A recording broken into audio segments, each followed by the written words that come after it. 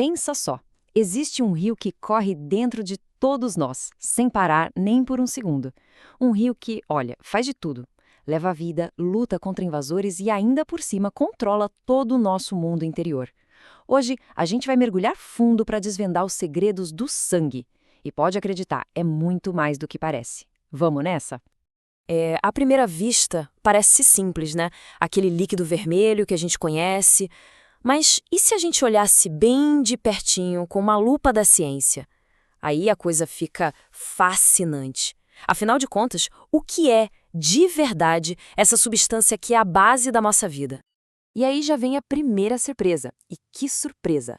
Sangue não é só um líquido, é um tecido. Isso mesmo, um tecido vivo como a pele ou os músculos. A grande sacada é um tecido conjuntivo, só que especializado.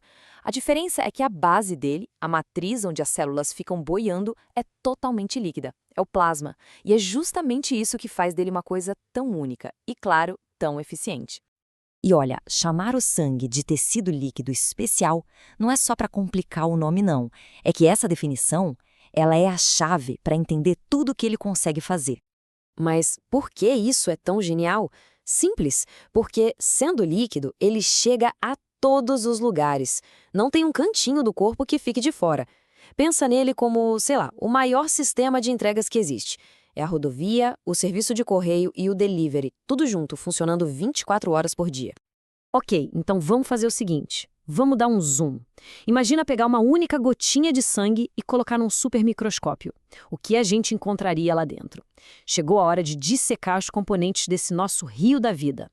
E logo de cara, olha que interessante a proporção.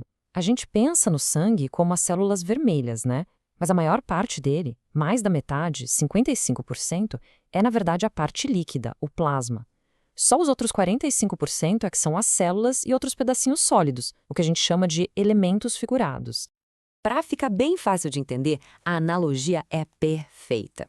O plasma, a maior parte, é o rio propriamente dito, é a água que corre. Já os elementos figurados, esses são os barcos, as canoas, os passageiros, tudo que navega por esse rio. E cada um, claro, tem um trabalho diferente para fazer. E quem são esses passageiros? Bom, basicamente, são 3 equipes. Primeiro, as hemácias, os glóbulos vermelhos, que são os entregadores de oxigênio. Depois, os leucócitos, os glóbulos brancos, que são tipo a polícia, o exército do corpo. E, por fim, as plaquetas, que são a equipe de manutenção, de reparo de emergência. Cada um com uma função vital. Vamos começar, então, pela função que todo mundo conhece melhor, a de transporte. Essa missão de leva e traz do sangue é o que nos mantém de pé, literalmente, a cada segundo. E não são só as células que trabalham, viu? O próprio rio, o plasma, já é um baita transportador. Ele carrega a comida das células, tipo glicose e aminoácidos. Na volta, ele já pega o lixo que elas produziram, como a ureia, para jogar fora. E no meio disso tudo, ainda serve de carteiro, entregando os hormônios, que são as mensagens químicas que mandam em quase tudo no corpo. Mas de todas as entregas, tem uma que é a mais crítica, a mais famosa de todas, a entrega de gases. E quando a gente fala de gases, a gente está falando principalmente de oxigênio, o combustível da vida. E essa é a especialidade da galera vermelha, as hemácias. E como elas fazem isso?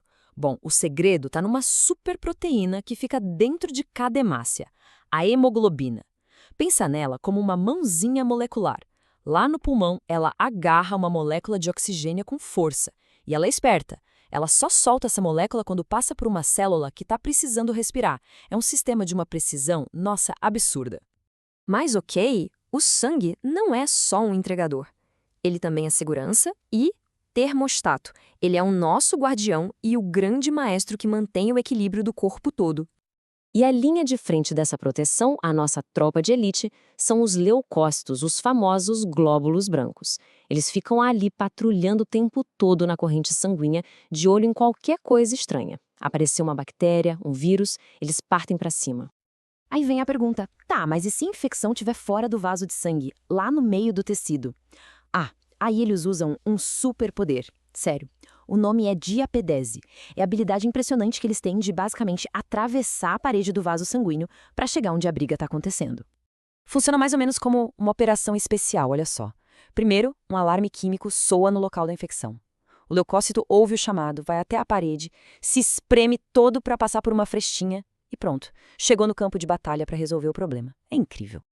E por último, mas não menos importante, o sangue é o nosso ar-condicionado e aquecedor central.